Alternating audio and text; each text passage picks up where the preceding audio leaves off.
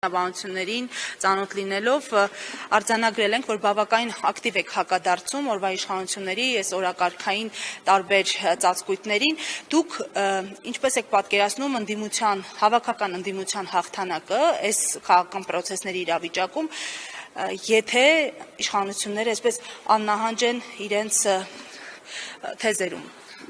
Ես կարծում եմ, որ Հայաստանում ստեղծվել է այնպիսի իրավիճակ, որ մենք ստանդարտ ընտրությունների չենք գնալու, որը որոշելու է, թե որ կուսակցությունն է գալու իշխանության կամ որ կուսակցությունը քանի ձայն է հավաքելու, մենք պետք է հասկանանք, որ այս ընտրություններով որոշվում է, թե մենք շարունակելու ենք մնալ անկախ պետություն, թե վերածվելու ենք Արևմտյան Ադրբեջանի կամ Ադրբեջանի վասալային պետության, որովհետև Նիկոլ Փաշինյանի վարած 5 տարվա քաղաքականությունը ամբողջը տանում է նրան, որ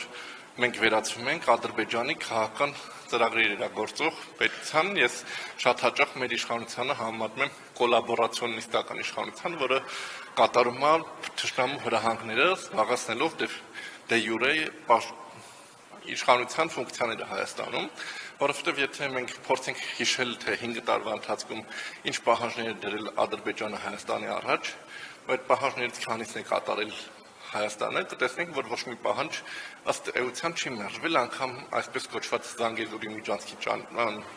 պահանջը, որը այսօրվա դրությամբ փորձում են փաթեթավորել որպես թրիփ ճանապարհ, որը ինքնիշխանություն չենք զիջել, անգամ ամրագրում կա պայմանագրում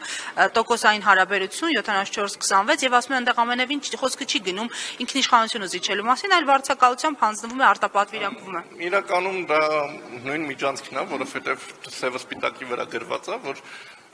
անխոչնդոտ կապ Ադրբեջանի եւ Նախիջևանի միջև, որը նշանակում է, որ Հայաստանը չի կարող իր ճանապարհային վերահսկողությունը ամբողջովին իրականացնի, որովհետև ասենք մենք Վրաստանի հետ, Իրանի հետ չունենք անխոչնդոտ ճանապարհ, մենակ Ադրբեջանի հետ է, որը նշանակում է, որ առանձին ֆունկցիա է կատարում դա։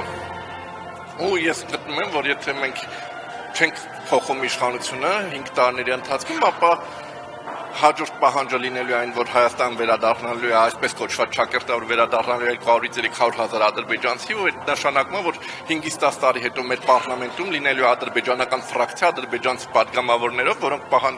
պաշտպանելու են Հայաստանում ադրբեջանական բնակչության շահերը, իսկ մի 15-20 տարի հետո ադրբեջանական բնակչության դեմոգրաֆիկ աճի տենդենսները հաշվի առնելով, ես համոզված եմ, որ ադրբեջանական բնակչությունը 200-300 հազար բնակչությունից վերածվելու է 1 միլիոն բնակչության, օրակալով, որ մեզ ասելու են, սա մեր պատմական հողերն է, գնացեք մեր պատմական հողերից, իսկ եթե չգնանք, Սումգայիթի ու Բաքվի նման ջարդեր են կազմակերպելու մեր երկրում, մեր հողերում։ Քանի որ մեկնարկեց, ձեզ չենք ուզում կտրել, արդեն